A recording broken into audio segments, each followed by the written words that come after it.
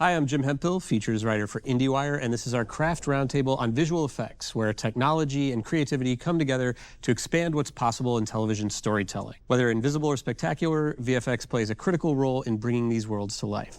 Our guests today are, from Stranger Things, Betsy Paterson; from It, Welcome to Derry, Daryl Sawchuk; from Spider-Noir, Hnedel Maximore; from The Burrows, Tara DeMarco; and from Ted, Hoyt Yeatman. So one of the things that all these shows have in common is the visual effects are just, it goes without saying, they're so integral to the overall design and concept of these shows, whether it's just in terms of building out these worlds or, in the case of Ted, the main character. And so I'm curious for you, what your role is in pre-production. We're in there very early so that we can really figure out these tough sequences that are really dependent on all of the departments working together and figuring out how to solve a problem. Sometimes you're in even earlier if the directors need help solving, what can we actually do given our budget and given our time frame. So we get in pretty early to help figure all of that out. Yeah, and I think it's pretty paramount to the success of a given sequence. A lot of us come from a storytelling background, and because you're ultimately going to be putting everything together at the end, like Betsy mentioned, you're having conversations with all of these relevant departments that are doing their part, might not necessarily know how they're all going to come together, but you've got to try to orchestrate that and rally everybody to do all these extra passes that you might be asking for, but that are going to benefit you down the road when you've got to assemble. Yeah, and as far as the production crews are concerned, VFX is usually some of the early department heads in and some of the last out. By the time we're wrapping and we see other HODs at cast and crew screenings, they've done 3 other shows, and we're finishing up the project. I agree with you. We are definitely nearly the very first in and almost the very last Always out. the last out. Sometimes the last out, particularly for the Burrows, because we were establishing a new show in a new town in a place that no one had ever seen before. We worked very closely early with production design and our DP to figure out the scope of the town so we could figure out what sets to build where. There was an integral part of pre-visiting the town, which we built in Unreal Engine, so we could sit and look at cameras with the director, the showrunners, the producers, and decide how high do we build that wall to block the thing we don't see so that we can have freedom with the camera in our shoot days. Stranger Things is enormous.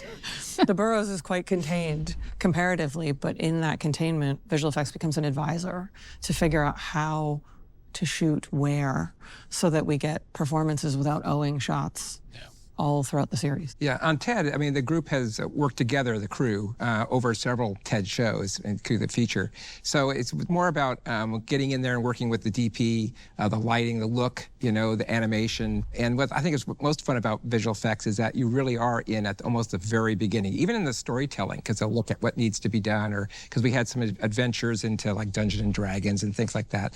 And of course, budget plays a big part, so we're always trying to help kind of juggle how we can do it for the budget that they do have, all the way to the very end where you're working with color, and that to me is being as close to the director as one might be, because you really are making the whole thing with all the rest of the crew members. It's really fun.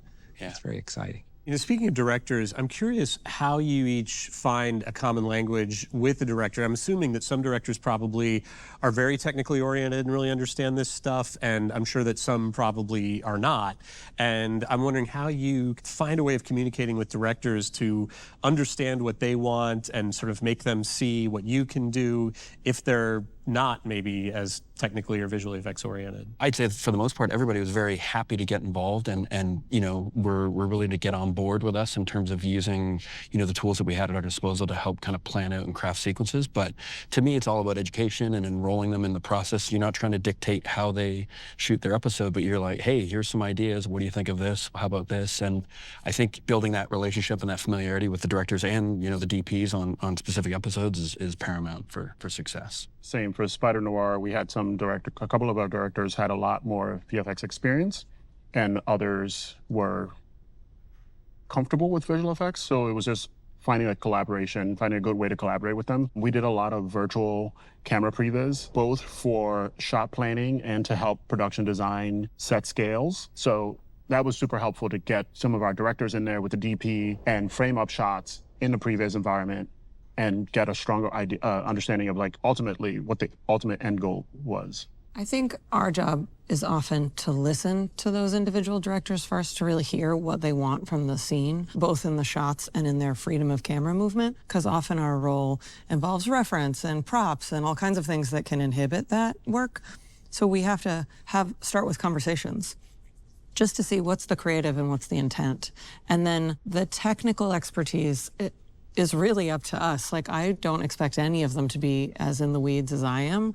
So we can either lean in if they want to know all that additional detail, or help them find a path to just understanding what it is they have to shoot so we can do our job later. On Ted, Seth MacFarlane is literally brilliant. He understands visual effects very, very well, and he's an animator. So I would say the show is more like jazz than classical music, meaning that you know the tune, because you know they have the script. Normally there's no boards, right? You just go into the shoot, and you kind of know how it's going to ebb and flow, and you just roll with the punches, you know?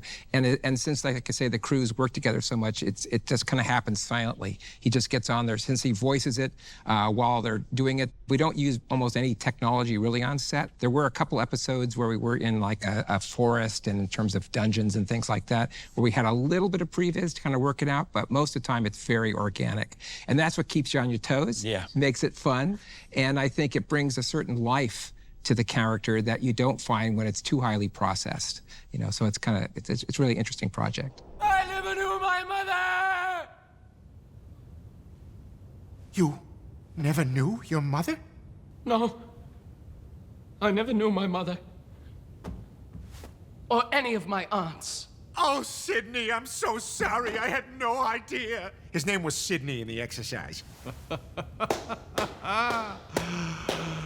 Now that is acting. Well, I'm fascinated by this idea that you, on that show, you don't necessarily have storyboards, or that it's more organic and it's sort of, you know, not as pre-planned. I'm wondering for all of you, like, where the line is, how much do you have to sort of lock yourself into a plan, and how much room is there for you to kind of let things evolve and respond to maybe like what's being discovered on set and what the actors are doing and things like that?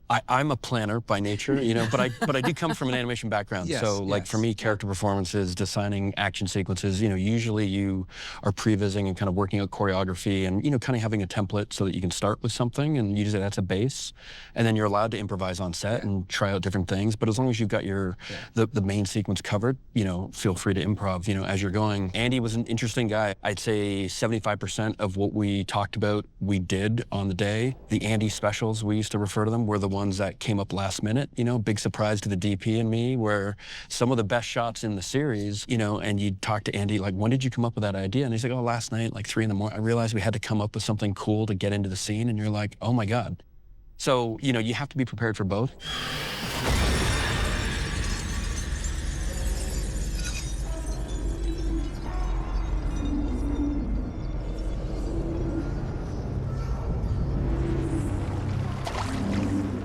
The first few weeks of any job, first few months really, are finding that shared language with the showrunner or the director, you know, kind of figuring out what they're interested in, what they want to see, and how to talk to them about it so that they understand that you're trying to, you know, see through their eyes and make sure that you're really speaking the same language, and have this, show them that you have the same concerns about the end result. And it also is so different depending on what you're trying to do. You know, if you know that it's just an environment, then really all you can be prepared for is which directions the cameras are going to look. So for things like that, storyboards and previs are not as important. But if you have a fight between a bunch of stunt people and a bunch of CG characters, everyone really wants to know exactly how it's going to go. You know, from the camera to props, to everybody needs to understand the overall ballet of it. But that said, there's still always room for, you know, a B camera's over here doing this that you didn't know about. It's a balance between that. Yeah.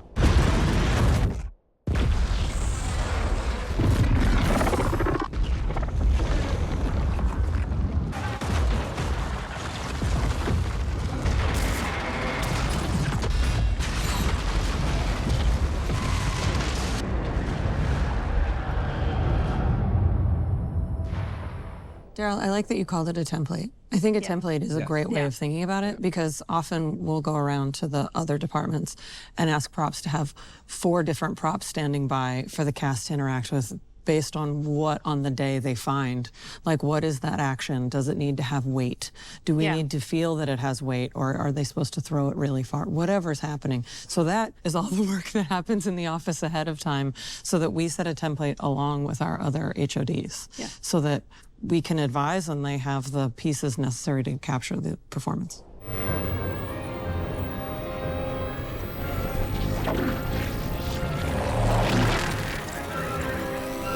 Get down.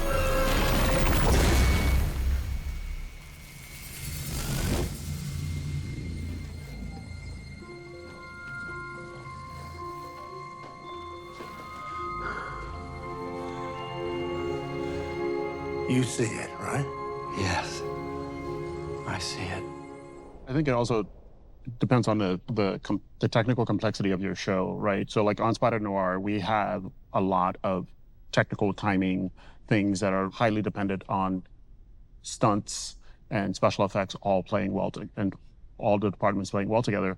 So I would say we were probably about 80-20 for, 20% you have some leeway to do some pickup stuff and extras, but 80% we have to be super disciplined, shooting what we previs, shooting what we planned for. Just breathe. Breathe deeply. That's good. 10, 9, 8.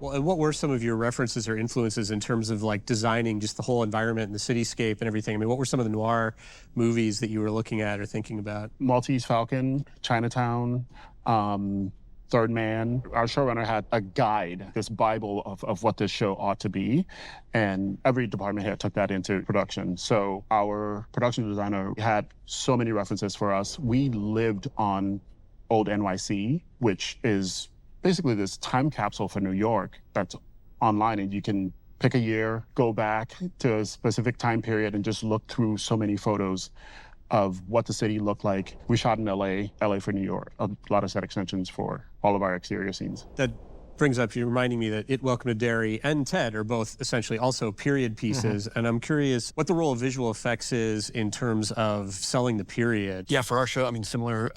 We had a fantastic production designer. It was set in 1960s Bangor, Maine, which is where Stephen King grew up. And there was a big conversation early on about, what were the practical things that they could do to make the city, look of a time. And, basically everything on the first floor was done. Anything kind of above was something that visual effects would take care of. So a lot of, outrigger signs and, a lot of set pieces to the architecture that would just help kind of enhance the look and the feel. And on TED, we were mainly on the back lot of Universal and on stages. But there were location shoots that we do out in Boston. And the biggest problem was just getting rid of trees, like palm trees and things like that, Right. always in the way.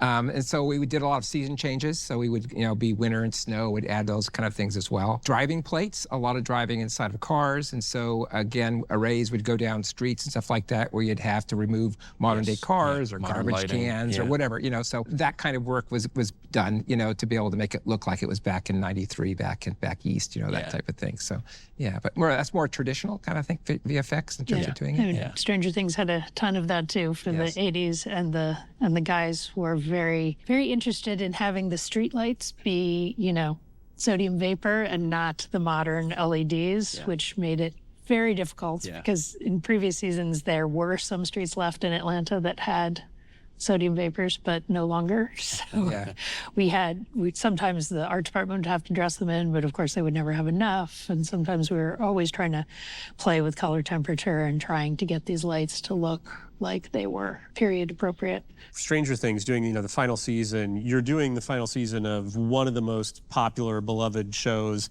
in history. I mean, is there any what kind of pressure do you feel, whether it's self-imposed or from the outside, to you've really got to deliver the goods here? I mean, I only did the last season. I didn't do the previous ones. And season 4 had been very large, and they were working on it during the pandemic. It was very difficult for everyone involved. I think season 4, it ended up getting bigger than they had thought, so they weren't prepared for some things. So they really wanted to come into season 5 fresh and kind of do a reboot on how they dealt with the visual effects, since they know it was going to be so huge. So we were assuming that it was going to be even bigger than it was, and it ended up being very large, but contained. Like there weren't a lot of surprises. We knew what we had going in, and they stuck to that pretty well, which was great. You've got the pressure to deliver on this show, again, that's very beloved, very popular. The Burrows is like the opposite extreme, where you're starting from scratch, essentially. And I'm curious for you, as you were saying, like it's such an important part of that show, just the environment, this community, this retirement community where the whole show takes place. And I'm just wondering, like, what were some of the reference points for you or influences in terms of figuring out that look? The retirement community look of the Burrows was definitely established in production. We did extension.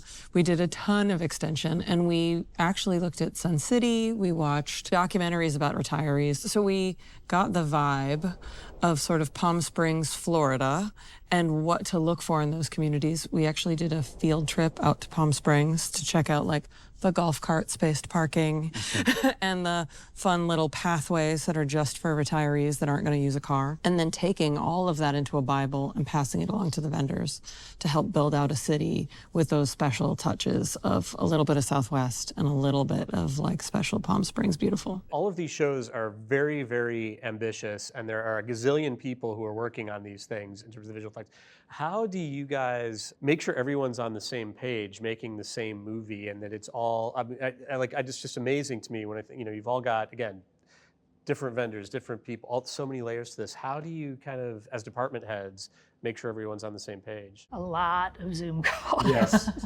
You're on Zoom all day long.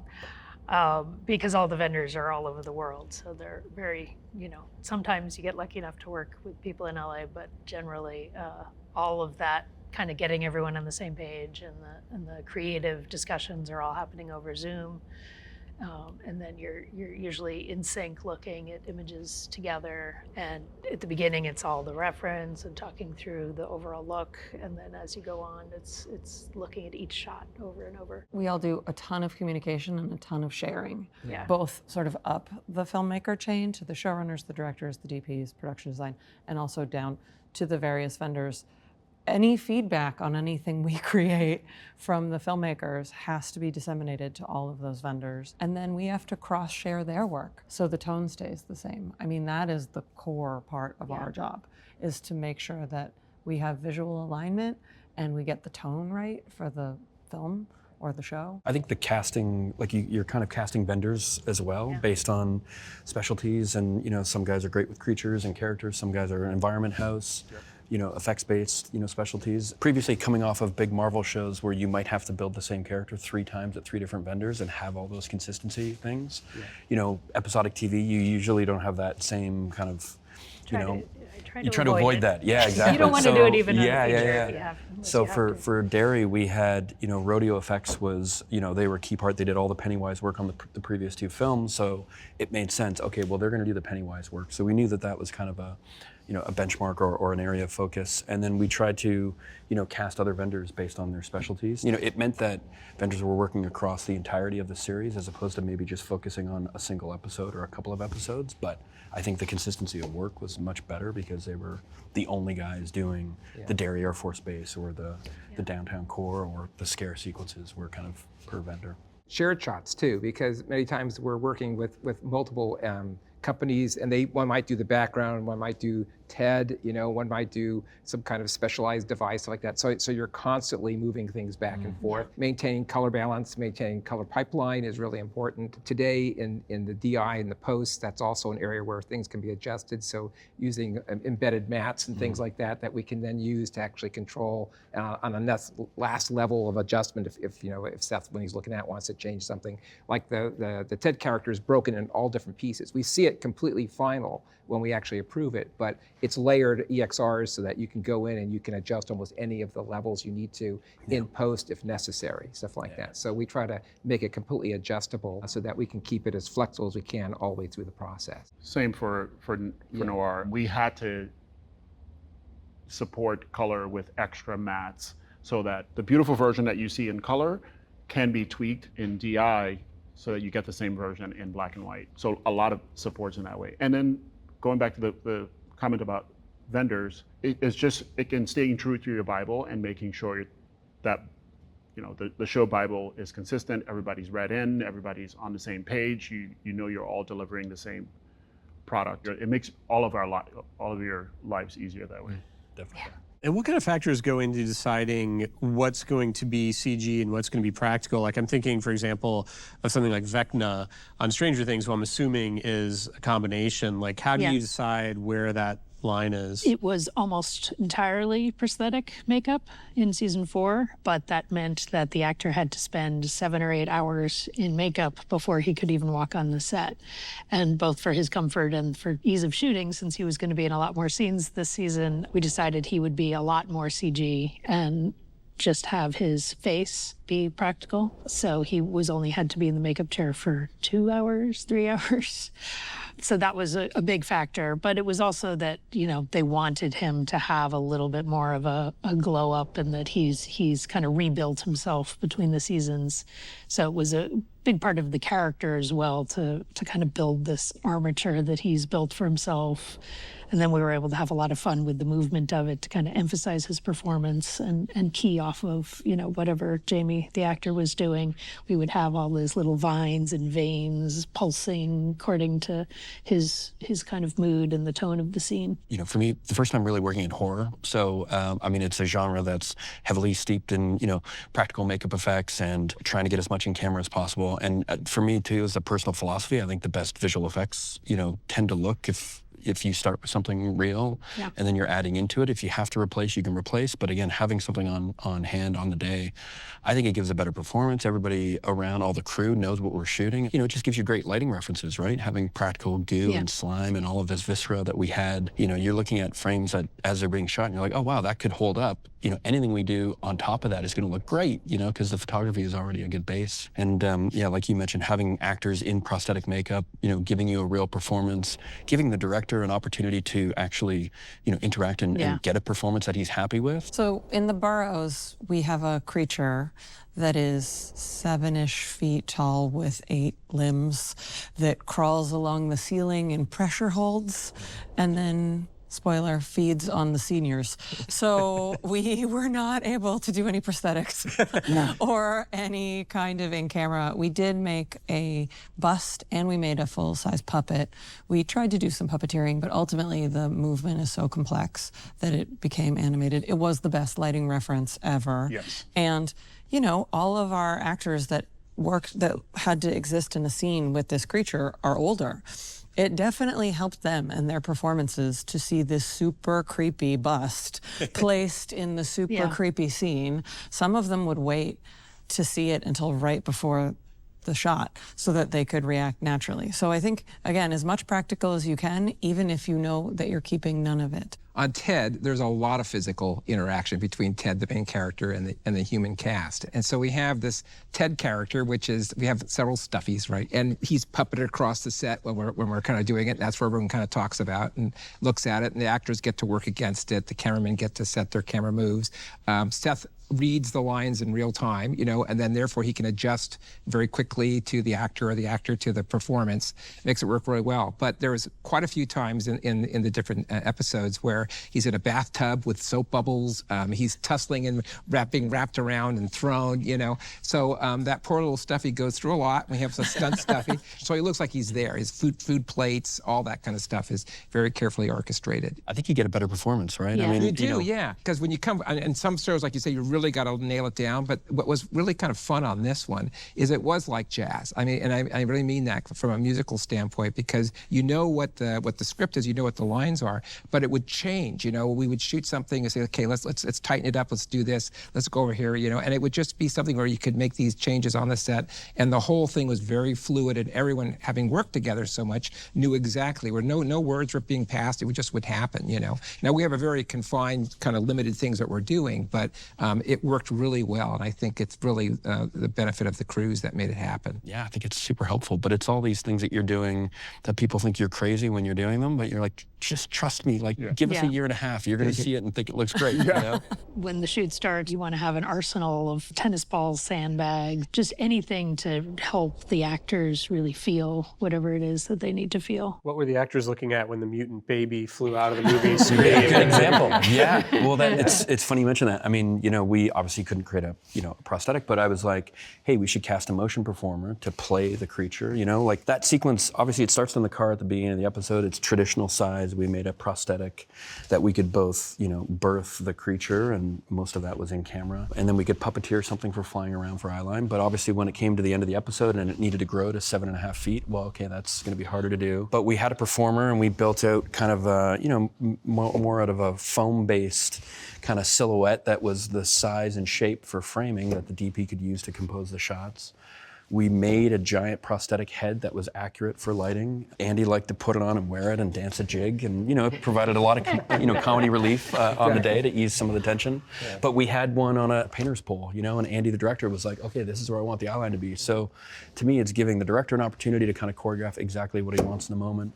Everybody is following along, the eye lines are true, and it's all of those things that kind of go and contribute to the success of a sequence like that. That everybody knows, obviously it's not real, but you've got to kind of ground as much of it as you can in a real performance. Like, it's interesting, something these shows also have in common is they are all, even though they're heavily VFX fantasy-oriented shows, they all are kind of grounded in reality in a weird way. And I'm wondering how that informs the approach that you take. I think on any show I always try to make the basis of whatever we're working on as practical as possible. Even if I know we're going to be building the whole world and an establisher could be CG, if there's an opportunity to get a drone establisher with the DP directing it, you do it, even if you're replacing every pixel. And especially on a show like Stranger Things, it's so important that everything, even the biggest CG shot, has a real, gritty reality where it starts, because that is the whole point of the show, is how these kind of normal kids deal with this crazy stuff. And I think some of it is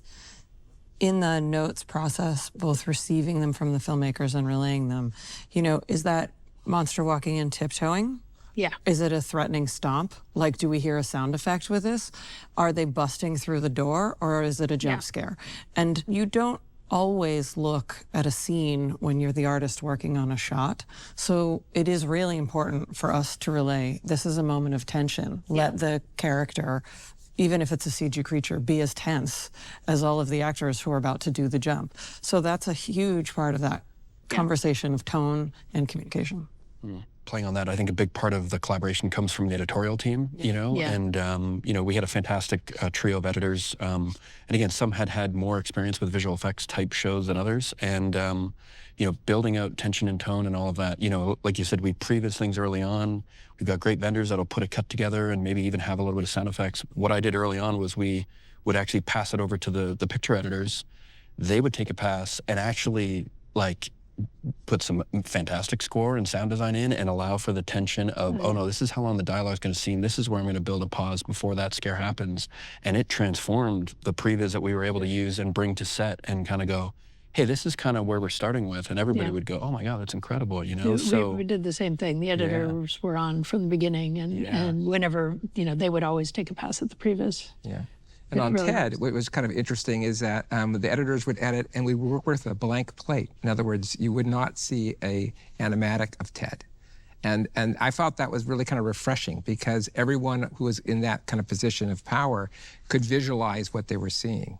And that saved, I think, a lot of time, and also gave, Seth what he wanted without actually having to try to do an animatic to that level. It was actually just clean plates, and they would make the counts, lock the counts to that empty plate, and then give that to Framestore to do it that way, So that means that you trust the director's vision. He understands what's going on. The editors know, and they're on the same page. Yeah. So it was really kind of interesting.